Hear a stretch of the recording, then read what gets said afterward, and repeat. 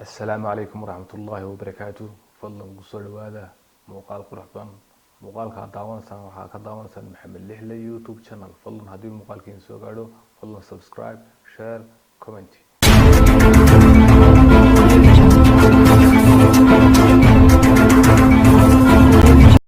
بسم الله الرحمن الرحيم. السلام عليكم ورحمة الله تعالى وبركاته. ومركلي برنامجكنا waan ku soo qaadan doono dhacdo ka dhacday magaalada Muqdisho taasoo ah weerar ay ku qaadeen kooxda argagixisada Al-Shabaab hotelka Elen ee ku yaala magaalada Muqdisho kaasoo say wararku sheegayaan ay ka dhasheen khasaare dhimasho iyo dhaawac leh kaasoo wali ay isku hor fadhiyaan ama ay ku dagaalamayaan kooxda weerartay hotelka iyo ciidamada ammaanka ee Soomaaliya. Haddaba sida uu sheegayo mulkiilaha hotelka oo ka mid ah xildhibaanada golaha shacabka ayaa sheegay inuu ku sugnaa hotelka gudihiisa markii uu dhacay weerarku balse nasiib wanaag uu isagu ka badbaaday isagoo sheegay halkaasi inay ka jiraan khasaare dhaawac iyo dhimasho inkastoo uusan magacaabin ama aan weli laga haynin warar rasmi ah oo sheegaya khasaaraha ka socda ama ka dhacay gudaha hotelka taasoo ay sababteedu tahay in weli la isku hor fadhiyo oo ay rasaaseen gudaha hotelka weli ka socoto. Haddaba sida ay sheegayaan wararka hadda soo dhacaya tirada dhimashada ayaa lagu sheegayaa ilaa 17 qof oo ahaa dadkii ku sugnaa hotelka gudihiisa. Sidoo kale dhaawaca ayaa la sheegaya inuu marayo 30 qof welina waxaa gudaha hotelka ka socda israsaasayn